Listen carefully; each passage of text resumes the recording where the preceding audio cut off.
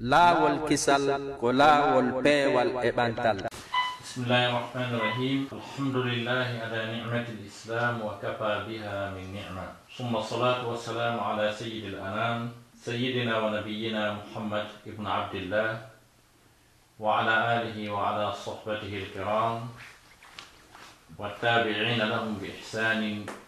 ila yawmin la maradda lahu min Allah. Amma ba'd, ayyuhal ikhwatul kiram, al-aba wal ummahat, الأساتذة الأجلاء، أيها المستمعون الأعزاء، أحييكم جميعا بتحية الإسلام، وتحية الإسلام هو السلام. السلام عليكم ورحمة الله تعالى وبركاته. هراي مسيبة جلبة تدبة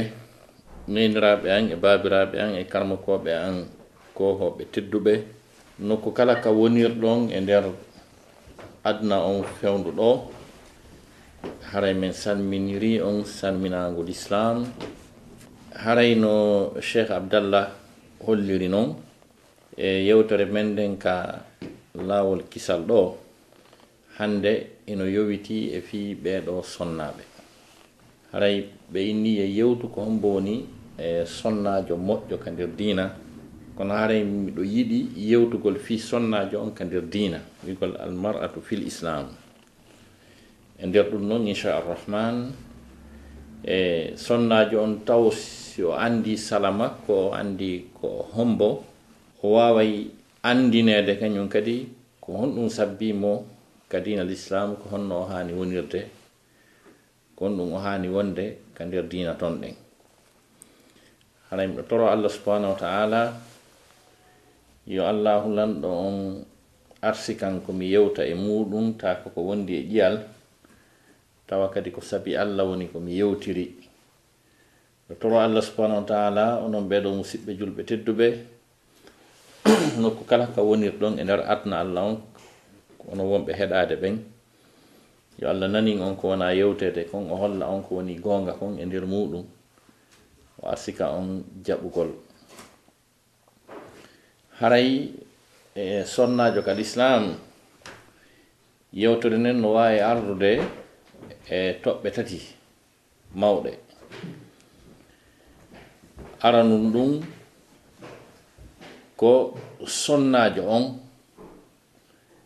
ado l'islam on arde, hari ko o honɗum kanko sonnajo on.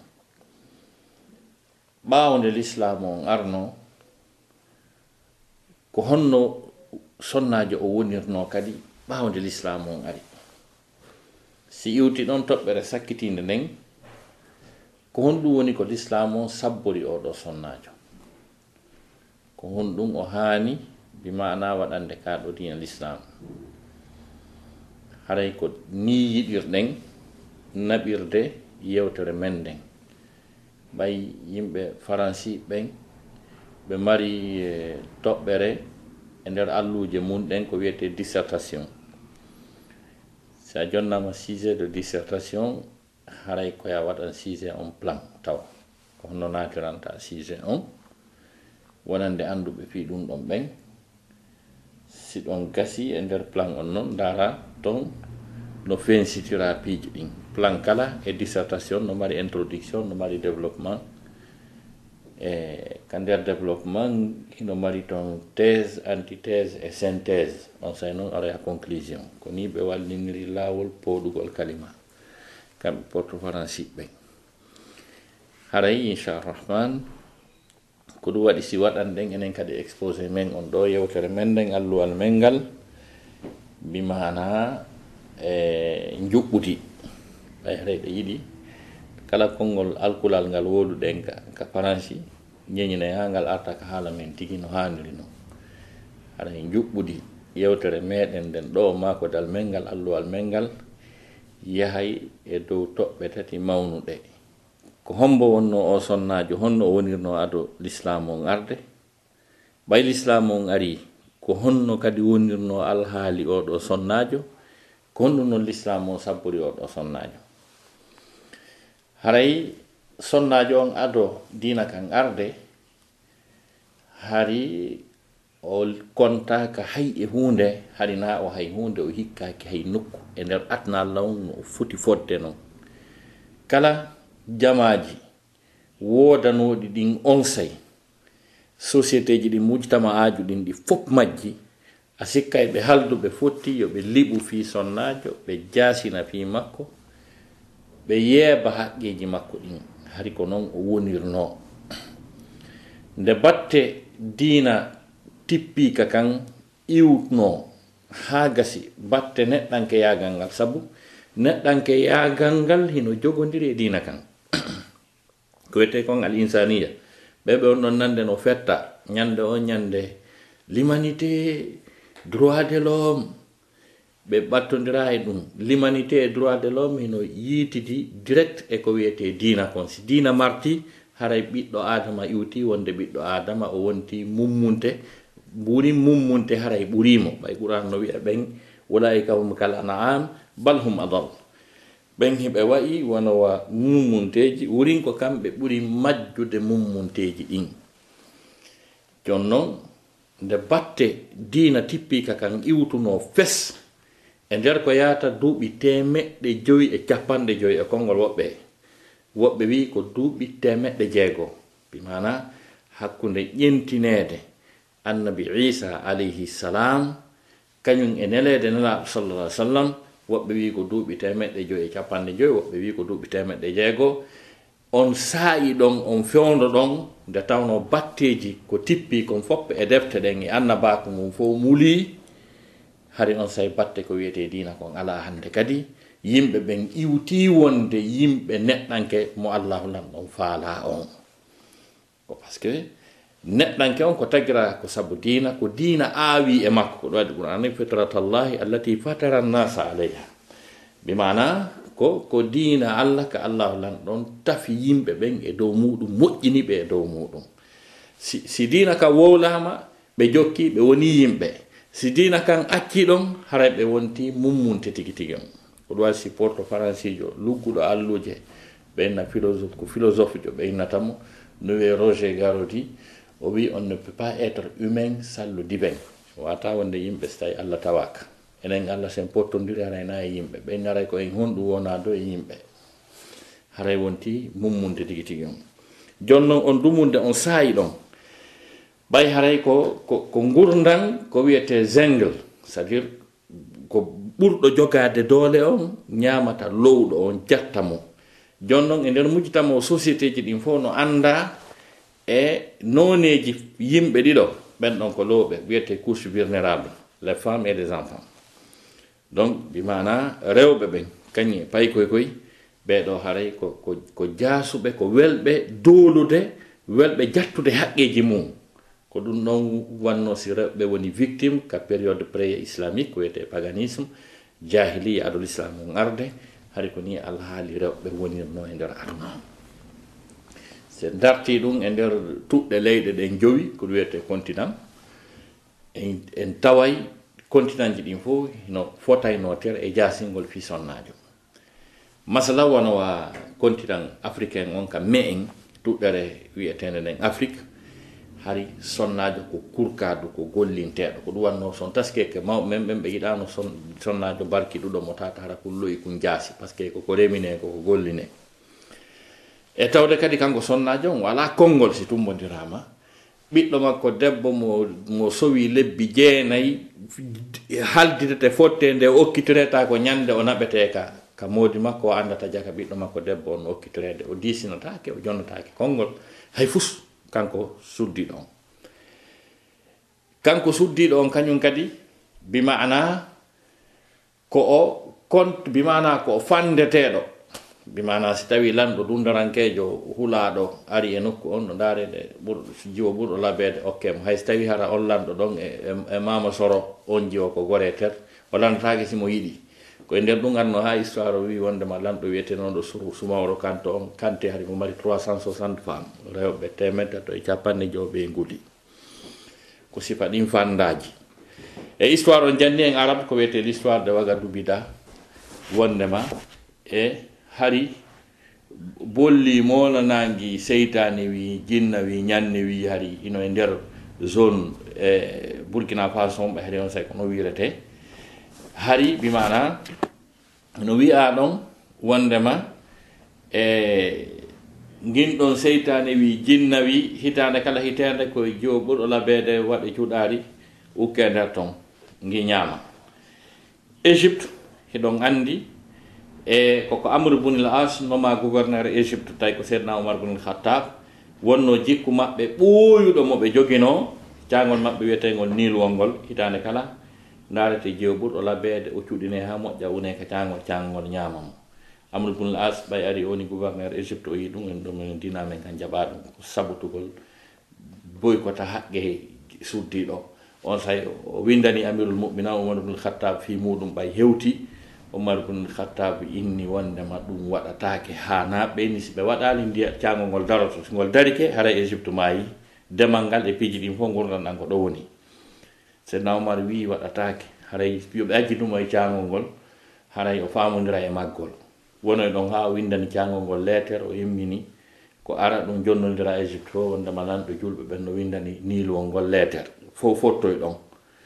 awa ɓe ari ɓe jangi ɓe inni haray Umar ko honno noon mi yewtirta ngol cangol mi yottinirta o inni haray ha binde maggol janggol lettere an on ukkonmo nder ton ɓe ari ɓe inni ko immorde am min Umar ibn al-Khattab amirul mu'minin faade maɗa an nilwol ngol si tawi ɗa andi ko Allah taguma kanko on ma ilinde ilu sina ɗum min Umar mi hewti noon joni ɓe ɗumanni ɗum tum ɓe ukki kangol fuɗɗino ilde ɗon nde ñande hande ngol daraki ɗum ɗon kadi acca ɗum ɗon fof ko e nder continent africain on ɗin piiji waɗa haray musidɓe julɓe tedduɓe kam me en Afrique hari ha joni no wodi e nokkeli goo ko tawata debbo ala geɓal e haqqe ko ben makko acci kon o ronata debbo ronata debbo on kañum kadi desa no wattita e ko ronete kon si tawi ɗum honno wiyete moodi makko feƴƴini si tawi moodi makko no acci miññirawo o roni day tun debbo on e jawle ɗen ko won nder ton kon haray nalandagol musimo yiɗima ƴamugol ɗum ala ton joni noon ɗin ɗon piiji fof Afrique on ko noon fewdoranno amma continent asiatique on hari continent européen on kan sakkitoro ɗen asiatique on hari continent européen ɓe ɓen hari ka sariyaji maɓɓe ka ɓe ƴettata toon ka sénaji maɓɓe wono l'empire romain ka sénat ɓe landodirno haray ɓiɗɗo debbo on wattete e yimɓe ɓen ka wattete ka mummunteji ɗin ɓe halno ɓe fotti ɓe waɗu ka mummunteji ɗin ɓe acceptali ɓiɗɗo debbo comme tagaɗo bani adam hari kadi e nder Europe ɓe mari marché ji ka rewɓe addete yeeyire wonno andirɗo ñama ko e basalle no yeeye ara suɓoɗamo falɗa on sooda yaada e muɗum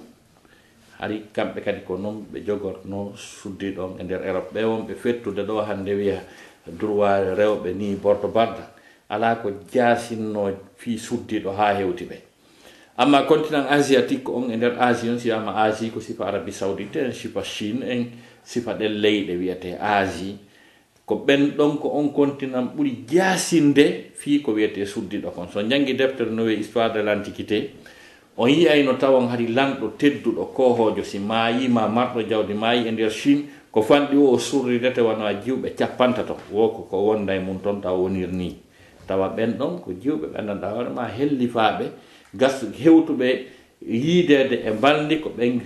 surdete ta ɓe wuuri ɓe surdide e marɗo on ma e tedduɗo on amma wano a Inde hari si tawi gorko feƴƴini himo acci ɓeygu haray ɓay kamɓe woɓɓe maɓɓe toon haray aada maɓɓe on ko sunnugol mayɗo on nde modibbo mayɗo on no sunne o wattitete ɗon e ɓeygu makko sunne hara no wuuri woko hollugol mo yiɗi bimana moodi makko amma noon siko debbo on feƴƴini ko darangol mo ɓeygu go kanko o sunnidatake bimana e debbo on sifa ɗen toñe mawɗe ko sifa ɗen fewnino e nder Asie telema sengo ko rewɓe ɓen rewɓe jogorona noon sen arti e nder leydi makka ni leydi Hijaz ni en taway ko lorri suddiɗo ko fof jasini fi makko adol islam on arde hari ala ko ɓurno yimɓe makka ɓen sabu kamɓe hari bimana sonnajo hari kono rewɓe ɓen ɗuuɗiri e gorol wo ngol gorol jasiri no happa si ɓe timmi hasaba nanga si tumbodirama ngol gorol ɗo jettata konngol ko ɗum wanno si tawno ɓe yiɗano ɓiɓɓe rewɓen ko ɗum adduno ha Qur'ana yi wa iza bushira ahaduhum bil unsa dhalla wajhuhu wa huwa kadhim si tawi tun o bimana o wertinirama aɗa jibinana boboji o yeeso makko ngol ngo wontay bimana ngo ɓawla ngo ñirɓino tawa ko tikkuɗo seytini hersuɗo bimana yatawara min alqawmi min su'i ma busira bihi tawa himo bimana himo bakito takkito mo yi'a hoore makko jaasuɗo e yimɓe ɓen sabu ko o weltinira kon fi oɗo suddiɗo a yumsikuhu ala hunin am yadussuhu biturab o wi'ata mo jiɓi ko honɗugo watta yo jogito o bobo jiwo tawa ko o jaasuɗo hoyɗo mo ala konngol si tummodirama kayo yaw o jasa gayka o surra mo himo wuuri qur'ana ko ni sifori ɓi mana no ardi non ɗon ka sortu nahal e on aya ɗon yiltoyi tawi buyi e maɓɓe ko ɓuranno ɗum ko surrugol bobo e jiwo koye ta heɓɓe wuuri ko ɗo si qur'ana wi wa idal maw'udatu su'ilat bi ayi dhanbin qutilat ko ñande koye jiwoyi ɓi mana surrano koye hikoye wuuri koye landite ko honɗum bonnuno ɗon ha surra ɗon heɗo wuuri ko bonnuɗon ko ɓaytun ko on jiwɓe kako honno sifa ɗin piiji fof sifotako ko ha honto ɓen jasinno fi suddi no wonno woɓɓe maɓɓe tawa si mawɗo gorko ta no jogino rewɓe boyi no jombi ɓe ɓen heeɓi ɓiɓɓe worɓe ha gasi mawɗo on feƴƴino hi no woodi wiyaynoɓe wondema wakkilaki goɗɗo go jomba neniraɓe mum ɓen rewa ka ɓen maɓɓe rewno ɗon haray ko yoga e ɓen ɓiɓɓe jombata bi mana rewta ka ɓen mu rewno ɗon qur'ana wala tankihu manaka aba'ukum minan nisa illa ma qad salam haray ko wona noon ko ni sonnajo on fewdorno aɗo l'islam on arde jonnon ɓay l'islam on ari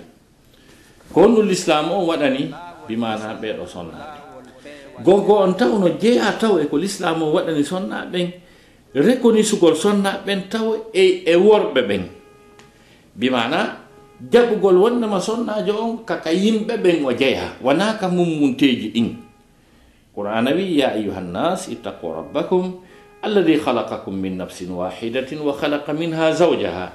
hey ko onon yo yimɓe huule e jooma mon rento ɗon e jooma mon on tagguɗo on immorde e wonki gooti ki wonki ko adama alayhi salam wa khalaqa minha o tagi e ki wonki ɗon tigi zawjaha ɓeygu makki ko ɗo asina sallam maki annisa'u shaqa'iqu rijal bimana rewɓe ɓen koɓe ceegol bimana worɓe ɓen c'est à dire ko e worɓe ɓen woni ko rewɓe ɓen moƴƴina taga e muɗum allah ko goɗɗum ƴetti teral go'o e ben meɗen adama moƴƴini oɗo sonnajo andama ɗon tigi tigi on sonnajo on kaka yimɓe ɓen o jeeya allah subhanahu wa ta'ala jonniti sonnaɓe ɓen on haqqe ɗon yelti l'islam on jonniti sonnaɓe ɓen haqqe ndondi ndin hino tabintani ni sonnaɓe ɓen ka sharia ka qur'an fayda ɓuuri worɓe ɓen par ce que ɓimbi yaal toon ka wiya bimana ka fuɗɗode worɓe ɓen awa ɓe haray ko bimana koɓe ronoɓe ma ko goɗɗum go c'est à dire ndondi maɓɓe nin ko worɓe ɓe ronata kon ko eɓɓa ɗum e ko rewɓe ɓen kon ko ɗon eɓɓa qur'ana ko wi li dhakari mislu haddil unsayayni bimana no wodani worɓe ɓen geɓal rewɓe ɗiɗo andi koko rewɓe ɓen kon ko ɓay rewɓe ɓen heeɓi taw mesiranaɗa ɗon etanaɗa ɗon an kadi o andi allah subhanahu wa ta'ala jonnitiɓe ndondi ndin e nokkeli bus ɓe rona ka yumma maɓɓe ɓe rona ka baɓe maɓɓe ɓe rona ka moodi maɓɓe sifa ɗum no sharia on tabintinino noon yiltoyi kadi l'islamu on jonniti sonnajo on haqqe diisodiral haqqe konngol ka jama tawa kadi ko nokku ɓurɗo towude c'est à dire ɓurɗo towude e nder mujtama on e nder société on sonnajo no mari konngol towugol dowwol no jeeya e muɗum hinon andi e ñande nelaɗo sallallah sallam e yoga e sahabaɓe mum fokkituno taw firgol o e aya arɗo ka qur'ana wiɗo la tadkhulanna al masjid al harama inchallahu aminin sifa no sifira noon ɓayɗon andi ɓe fokkiti ɗon ɓe ari ha e lawol allah subhanahu wa ta'ala yamiri nelaɗo yoɓe yiltota ɓe hewtoy tawi sahabaɓe hino desidi neññande tigi tigi on ɓe yahay nelaɗo sa sallam wi ɗo joni koye yilto ɓeyno ɓe yiltotako hande on ɓe yahay ɓe wangoyto sunnum ko watta wo waɗay satti ha seydna omar bun al-khattab mo tawata hino jogi no teddini nelaɗo teddini fi makko o wi ene nelaɗo sallallahu alaihi wasallam na a wino e wondema en naatay ka suudu kaaba nelaɗo wi ko min tigi kono mi winoma noon ko hande o inni o way woni ɗon ha seydna aboubacry ni siddiq tawi himo tawti luttuɓe fi yawgol ɓe desida yiltagol nelaɗo maapi ani ɓe yahano e goto e sonnaɓe maɓɓe ɓe ari ɓe ni kaarijo wina wo hande yimɓe am ɓe yeddilam wallan kon ɗum wiɗami kon ɗum yamirɗami fewjinike ma sonnajo wi kon ɗum waddu ɗon o inni mi innuɓe yoɓe hirsu ɓe femba ko e maɓɓe ɗen min yilto hara men hewtoyade o wi wallahi nelaɗo ɓe yeddalima ɓe yeddatama fes o inni yahu wata wi yoɓe fembo ta wi ɓe hirsu yahu femboɗa hirsa yiltoɗa ɓe jokkete nela sallama yehi bimana fembi ɓe hirsi ɓe ya hirsi ɓe yilti ɓe ya yilti handi ɗon holli wondema sonnajo hino diisine e yii oɗo sonnajo Umar ibn al-Khattab radiyallahu anhu oɗo sahabajo ko ho tedduɗo tawi noon ko président de la république amirul mu'minin himo kadi e instance makko ɓurɗo hulɓinade par ce que hari e imara julɓe ɓen ko imara diinayankejo instance kamɓe ɓuri hurɓinade ɗon ka kaɓe dari ka gangonal hiɓe hutubude par ce que kamɓe hutubaji maɓɓe ɗin ko ɓe wiyo yamire o haray woni sharia haray ko diina haray ordre jokkiɗo to heña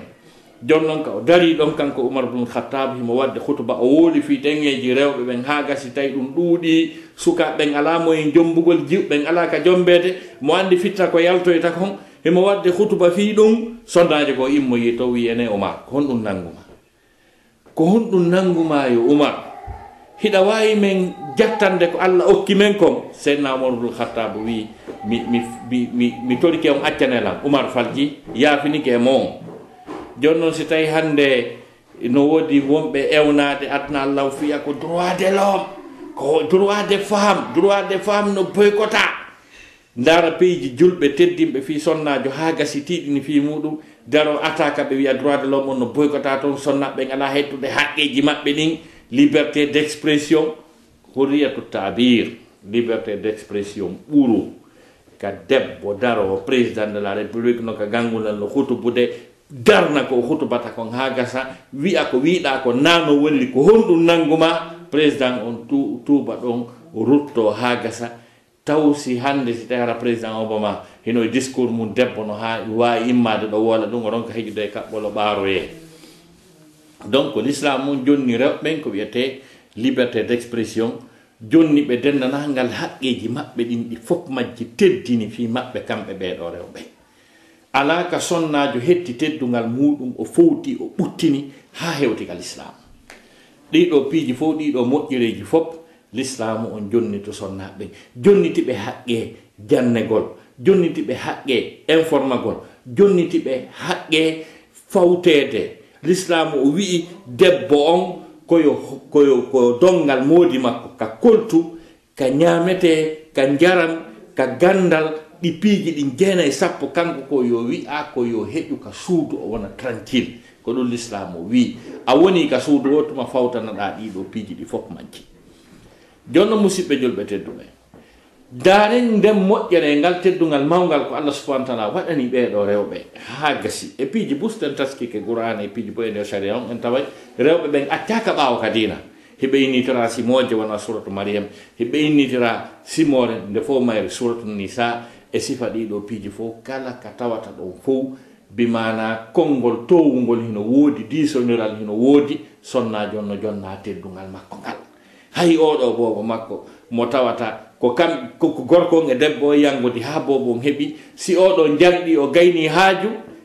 goɗɗo go wino nela sallallahu si tawi Allah okkuɗilam feere ko hombo mi hani moƴƴade mum ɓe maki yummama o wi si iwi ɗon kadi ko hombo ɓe maki yummama wi si iwi ɗon kadi ko hombo maki yummama o si iwi ɗon kadi ko hombo woni ko bemma laabi tati nene si haala fi baaba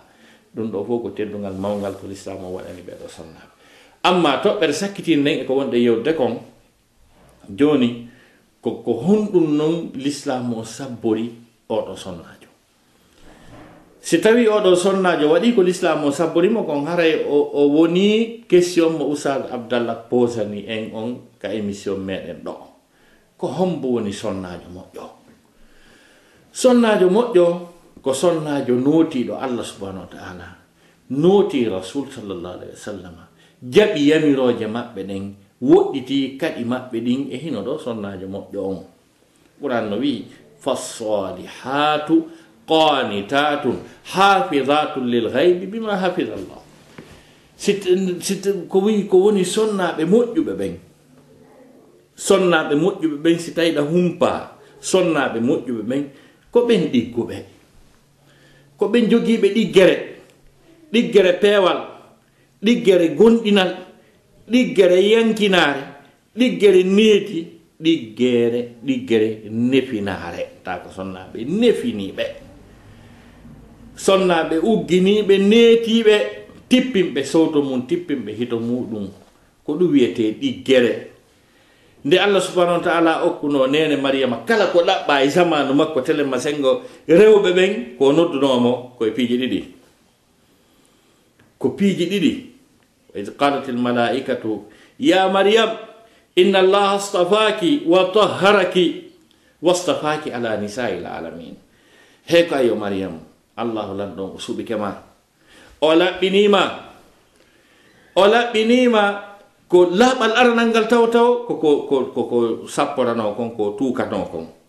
ko ɓe wi ko wonnema ɓayi ɓiɗɗo mo heɓi on hari on say o jomba kamɓe memmini haala wi Allah lanɗo laɓɓinima ɓattaki ɗum a wona ɗum yo Maryam ha gasi o laɓɓinima kadi fondo on o laɓɓini wonki maɗa kin ko neeɓi an ko a laaɓuɗo jibina ko waɗi noon ko nene Maryama ko résultat yangi ko mawɗo go wonno mawɗo wakkilaniɗo dewal wakkilaniɗo dina kan ha feƴƴiti tawi ɓen makko no yiɗimo no teddinimo no ananimo e ɗe golle no mapanimo jonno kanko debbo on ha ka wawimo wallude ɗon ko programme juulirde hino happa si tawi bimana o laaɓa no woodi golleji goɗɗi o wata wallude modi makko ɓaynon o ƴetti reedu ha gasi o desidi ko woni ka reedu makko ɗo kon o okki Allah subhanahu wa ta'ala ko wallito modi makko ka dewal ko ɗum Allah dali wa id qalat imra'atu imran rabbi inni nadartu laka ma fi batni muharrara ko woni ka reedu an ɗo kon mi okkima few mi nelata ɗum hay layɓugol kuyol hum ɗum ɗo e woni e programme ma yo Allah jonnon on sonnajo noon ha gasi noon ɓay noon o ƴetti ndu reedu o jibinoyi tawi na ko o faala kon tigi tigi o jibini ko gorko o faalano ko tambito modi makko wallitomo ka dewal qur'an ay falamma wada'ataha qala rabbi inni wada'atuha unsa wallahu a'lamu bima wada walaysa dhakaru kal unsa nde o firtinomo ha gasi o wi e joomam mi firtike mo kono noon ko debbo mi jibini Allah daali ko min ɓurma ande ko jibinɗa kon ko debbo jibinɗa ɗon kono andamo sa anduno ko debbo hombo jibinɗa ɗon a wiyatano e jakka ko debbo ko waɗi noon ko debbo noon kono mo ɓuri worɓe guluji on debbo ɗon jon noon kono debbo on ɓay ko debbo gonɗinɗo fina ko faala kon tigi o jibini ha joni o taƴaki yurmede Allah nden ha joni o taƴaki yurmede Allah nden o continue duwagol ngol wa inni sammaytuha Maryam wa inni u'udhu bika wa dhurriyyataha min ash-shaytanir rajim wa inni Allah yo mi innimo Maryam mi torike ma dandanan o e kala ko jibini immorde e seytaneru bondu ndu jon noon ko ɗum noon on debbo no wiyete Maryama ko on noon jibini annabi Isa jomiraɓe gande no wiyina henala asalam e maki bobo jibinaka ka hoore leɗɗo mo seytane memali memande si wona Isa ko ɗum bobo jibinde tun o wulla ko seytane tappa tan mo wiya en ka yaasi en hendondira e joni ari ko tolima a wonata e jaam tanke la wuuri donc nena asalam maki on ɗon ɓay ari seytane memano mo saabu duwa pati makko jon noon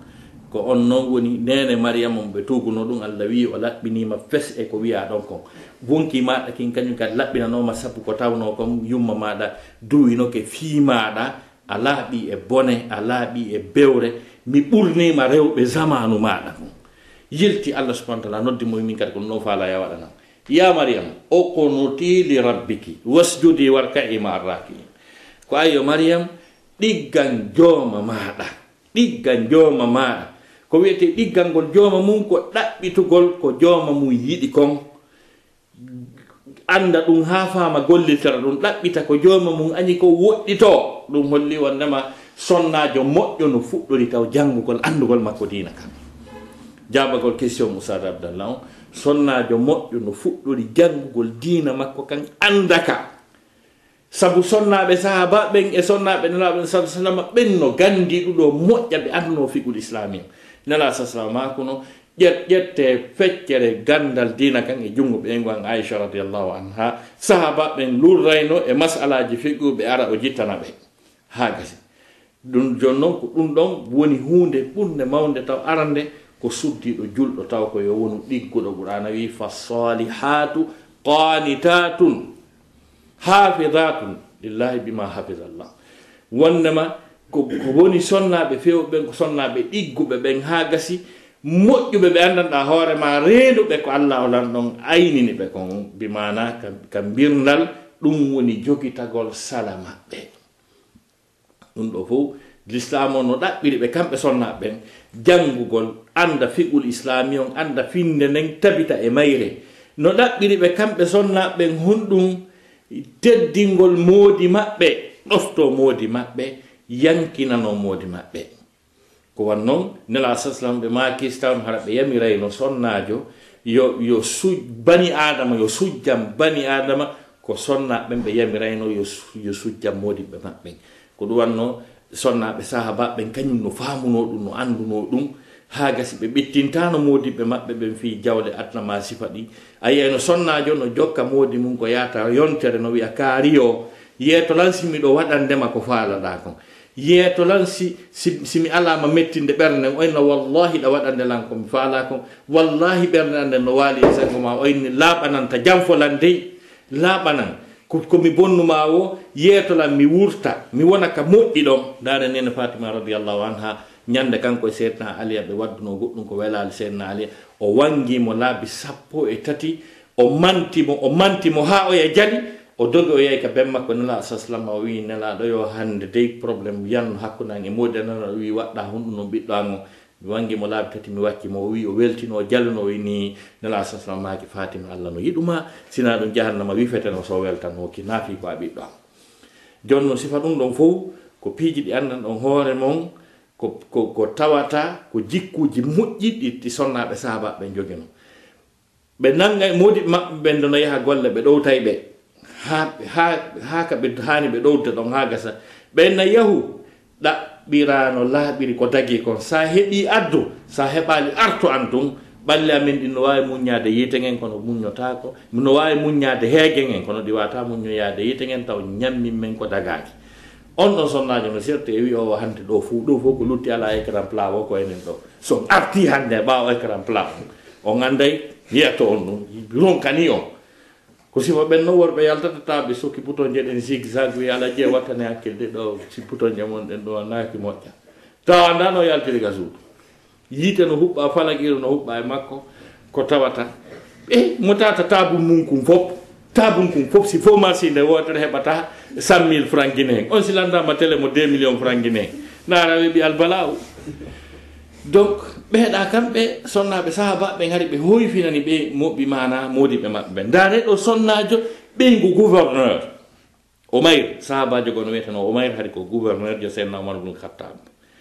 ñande go'o seydna Umar ibn Khattab o dartita e banque centrale julɓe ɓe waɗi excédent c'est à dire mbuɗi nduuɗi ha hibbiti jiɓama kon ɗum mbuɗi watte on say noon seydna Umar windani gouverneur aji makko ɗin fof yoɓe waɗu liste ɓe addanamo bimana tampuɓe ɓen ton okkora ɓe ha yona banque centrale julɓe ɓe hibbiti ala ko mbuɗɗi waɗe liste Umayr on ari ka Umar ibn Khattab tawi dow ko inde makko ne windi seydna Umar wulli nenanimo gouverneur jo an hande no tampi o wi oyni naafimi ala hendade salaire am kono a wi yo menen lampe ɓen ɓe lamminɗa ɓe yo men okkorɓe ala ɓe jami okkori yami tampi oyni gasi o daranimo ɗon 100 kilo ɗiɗi kange sakuji yowa e babum o artika makko ɓay o hewti ɓeygu makko madame de monsieur le gouverneur ndaari tay bi modi mum jombi ɗum ha hande yiranimo dongal wonowa ngal ɗon oyni Umar ko honɗum ni debbo oyni ko honɗum ni oyni ka amiro min ni wa waynolola andi ko ton yurɗa komi wi'uma ko honɗum ni ɗum ko ɗum adduɗa ɗo o ɓay o udditi ha gasi tawi ko kange debbo ronti juɗɗe noddi faabo o modi maɓɓe naataniɓe adnaka maɓɓe hariɓe jaam ɓeygu gouverneur ko ɓen wiyete rewɓe moƴƴuɓe ɓen rewɓe ɓe anndanɗa hoorema ko ɓuttinanɓe moodi mum nefini yankini ɗaati no jeeya e ko sonnajo andirte ko sonnajo moƴƴo bi ma'ana ƴettugol makko coñci l'islam ɗi Allah subhanahu wa ta'ala yamiri ɗin ɓay ɗum ɗon affaire coñci l'islam on ka rewɓe wona hadise accida wona alimu kaarijo ko Allah subhanahu wa ta'ala exprime direct so ndaari aya 59 verset 59 surat al-Ahzab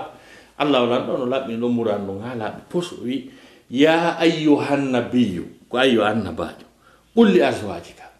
wa banatika wa nisa'il mu'minina yudnina alayhinna min jalabibihinna. Allah subhanahu wa ta'ala daali ya ayyuhan nabiyyu ko ayyo annabajo on qul li azwajika yeeto ɓeyguli maɗa ni wa banatika e ɓiɓɓe maɗa ɓen ɓiɓɓe maɗa rewɓe ɓen wa nisa'il mu'minina e rewɓe gonɗinɓe ɓen nago wa nisa'il mu'minati Allah wi ko fi kala wonɗo e nder mojobere kuruwol l'islam golta ko suddiɗo haray koye ƴettu conci l'islam ni par ce que si Allah wi no wa nisa'il mu'minati harayne ko rewɓe gonɗinɓe ɓe rewɓe hara ko rewɓe ɓe woni gonɗinɓe kono ko wa nisa'il mu'minina ko rewɓe ɓe moodi mum woni gonɗinɓe hay tawi kamɓe naɓe gonɗinɓe hay si tawi ɗo joni no tagui ka jomben chrétien ma juive jo sen jombimo mo wawi yaade ka synagogue ɗo yaaka église kono ɓay tun ko o ɓeygu julɗo o waɗa e conci l'islam ndi wasi ana wa nisa'il mu'minina joni noon yoɓe ƴettu conci maɓɓe ɗin cheikh Mohammad Nasiruddin Albani himo yewti en fi ɗum laɓɓini pos addi sartiji mum ɗin ko tara conci ɗin hino tekki na sanke ta ko ɓornana konɗa reni ko taw conci ɗin mbi mana hino yaaji na hino faɗita ko hulata yiye kon hino sifi no yalti ko conci ɗin ta hiɗi juuti ha ka duwa ɗon na ɗi raɓɓiɗu sakko koko wi'a tawi kon tano suuɗi ko sifa ɗi piji ɗiɗo sartiji woni ko saykuɓe waɗani en sartiji ɓornateriji rewɓen no tagi kamɓe ɓornoɓe suma ɓalli maɓɓe ɗin fofta hay peɗal ɗin hay pusta yaltita yeeso ngon fof no selli ko ɗum ɓuuri moƴƴude ko ɗum ɗon sonnaɓe sahabaɓe ɓuuri wadde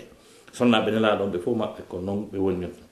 ma ɗum ɓe ɓornoɓe suuma ɓalli maɓɓe ɗin fof ha yeddo yeeso ngon e newe ɗin ɗo kadi karama ko ɓe no tabintin no wonno sonnaɓe pewno nela sama tawi ko ha ɗon ɓe arno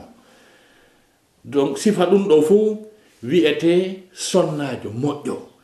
jaɓuɗo conci l'islamu ɗin ha gasi yankinani moodi mum ɗiggi jangi andi dina mum kan nefini hippigite ɗen jogiti hoore muɗum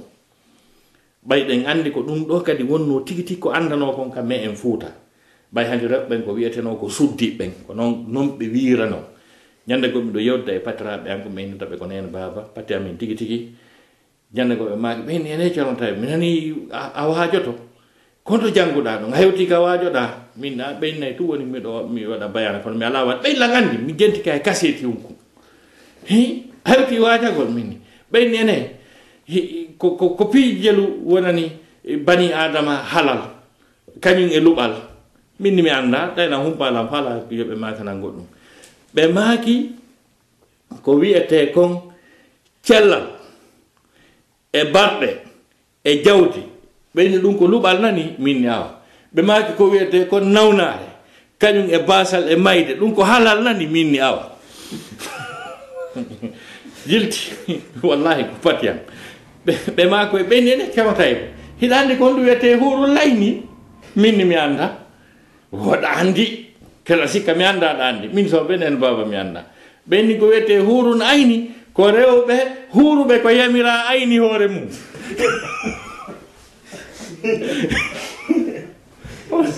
say ɓe makirani men ni kono ɓen patiraɓe amen ko moodi maɓɓe kadi ɓen sodiraɓe amen ɓurno jogagol gandal ka amen fof ɓen makitano karmo ko Aliou Thiangui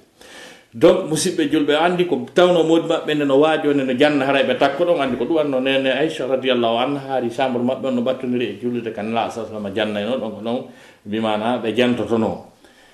jon noon ko ɗum hande noon hiɗa yiya jiwɓe ɓe annda hoore maɗa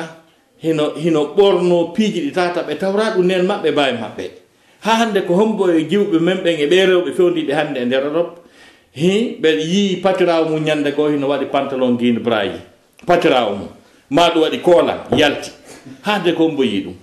kono ɗin jikkuji moƴƴi nefinareji ɗi andiranɗe mawɓe men e nder Fuuta Dialo fuuti ke yimɓe bus e rewɓe men ɓe waɗi yasubillah haray ko sifa ɗin piiji fof wiyete sonnajo moƴƴo ko jogitiɗo hoore mum ɓorni conci l'islamu ɗin teddini moodi mum jangi figol islami dina Allah kan nefini ɗuytiti haala teppini konngol muɗum hay si tawi no woodi karmo go ɓe go wiɓe konngol makko ngol konngol awra few ɓenno haray min e maɓɓe e luuli seeɗa saabu aya on par ce que aya o yalta ɓe wolu ko aya on tigi yo ɓe wolu fala tahdana bil qawli fa yatma alladi fi qalbihi maranu Allah daali wata ɓe ɗaatin haala kan ɓe welnaka ha mo sellaka ɓernde na noon mo tuberculose nangi allah faandi ɗo ko naafiqiyagal e angal peewal on ɗon mo naafiqiyagal e angal peewal woni ka ɓerndu mo taw sikku haaju feewi ɗatingol haala kan kañum kadi naawigol ko ɗatingol ko contenu haala kan oɗon ɗatina ɗo haalata na probléme ay ko yetti allah alhamdulillah ɗi waajuji no nafude yimɓe ɓen kanno no ɗaati ka ala probléme ko haalaji gon ton hay si ɗatale ko ɗi probléme mbaɗon muti kon to wonirɗon joni jonnelan nomba mon on ɗon hay so sonki haray marsali nafere sikkannon kadi ɗaati donc ɗum wasi qur'ana wi bimana haɗani ɓe wolugo par ce que koyam tigui wa qulna qawlan ma'rufa wa qulna koye ɓe wolu kono ko tawata ko konngol moƴƴugol noddol faade e peewal e kulol allah donc sifa ɗi ɗo piiji fof ko oɗo sonnajo wiyete sonnajo moƴƴo na sonjowo moodi mum ɓiƴamo salo moodi mum jomba sino faala jombude masi moodi mum jombi sagginamo yiite jahannama landomo ko ala feere yalta lernde faala naata lernde faala accitirani hoore mum waɗa awa saku ɗum ɗon fof naɓe wiyete sonnaɓe moƴƴuɓe ɓen ko ɗiggoɓe janggoɓe dina l'islam kan neetiɓe ƴettoɓe conci l'islamu ɓe netani moodi mum kippi ɓiɓɓe mum ɓen no jangira gorko fawaki mo fes hunjingol ɓiɓɓe mum alqur'ana ma dargo si ɓe jangi ma si ɓe jangal ɗum ko rôle debbo noon ko ɗum waɗe ndaare pays mo ɓurɗo adnal lan fof jaggogol hunjiɓe qur'ana ko Mauritanie par ce que kamɓe ko rewɓe ɓen hunjinta ɓiɓɓe ɓen kamɓe dartintaɓe kadi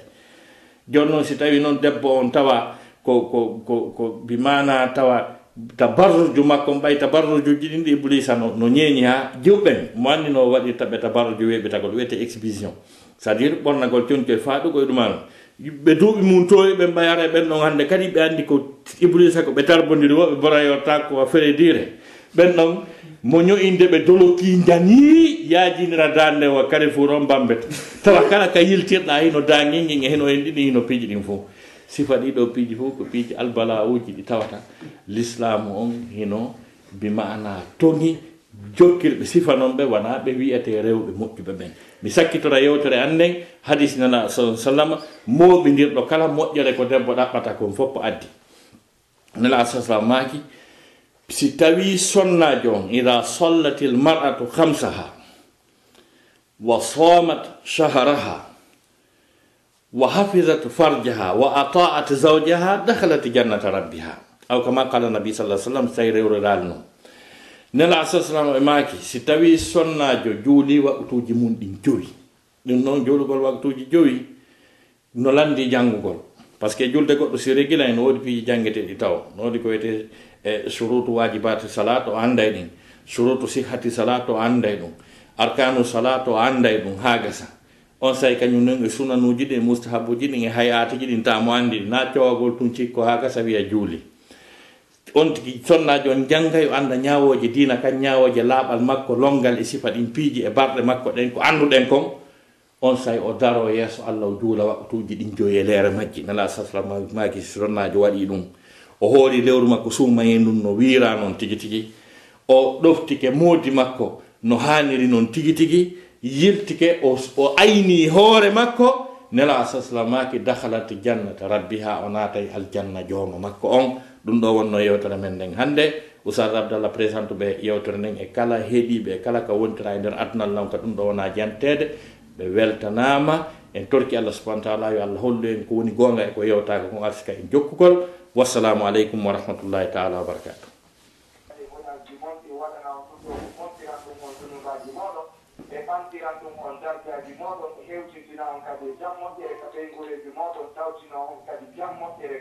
e ɓuttude deedere e ɓuttuɗerde aray tigi tigi o mawɗo mo waɗan ɗo men ɗo ko mawɗo remmuɗo aray hay goto ala mana sikkitiɗo e ko ongo wiyete oustad Tayyibou Ba machallah e ɓen miɗe wiya noon jasakumullahu hayran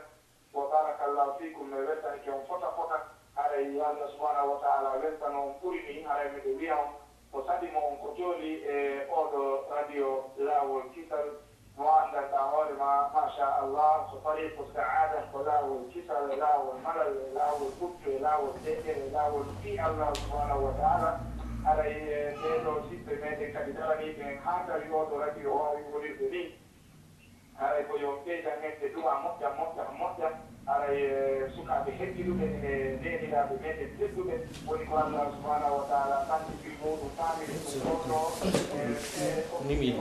oɗo wawgol waɗangol e sika oɗo radio aray ko jarno ko ɓe weltanoɓe moƴƴa usta fayibu ba ɓe weltani o moƴƴa noon aray mbeɗe wiya on ko sali moɗon kadi ko joni gasi on jarama Oustaz Issa on jarama Allah yoɓon ko ɓuri ko ɗum Oustaz Issa Sall mi weltani ko mouradu moƴƴuɗo on jarama haray e sukaɓe ka radio kisal hiɓe weltaniɓe mouradu moƴƴuɗo mbi anduɗo mi ari Europe ga hiɓe couvri activité ji an ɗin foof Hollande nde ñanden ko menen Bruxelles ko menen partout mi waɗannoɓe Hollande ko anglais wiyata koko wiyaton ko mbayɗon andi ko anglophone ɓe ko wiyete congrégation mi waɗannoɓe ɗum Hollande mi présenté ɓe jama on min yo jama on duwannoɓe wallahi ɓe weltana ha ka wonɗo ni ɓe sukaɓe min émission on ɗo lawol kisal ɓe jokkan iwi Bruxelles ha Liège ka wonɗo ni lanka salon ngal Liège ko ɗo mi woni wadde émission on mi aali waɓe sukaɓe e wakkilagol e tinnagol yo Allah yoɓɓe ko ɓuuri moƴƴude e joddi onon kadi si tawi ɗon ka lawol kisal onon Oustaz Issa haray ko saɗi mon ko tolimo son ala ton yo jama on remarque on kisan ɓe waɗana on programme par ce que ɗo ko ɓuri wonde essentiel e aayeje ɗe mi duwano memde ɗe mi memalɗe ko ɗen andintin ɗon mi ɗo jarama kon karmo koɓe tedduɓe salamu aleykum wa rahmatullahi taala wa barakatuh laawol kisal ko laawol peewal e ɓantal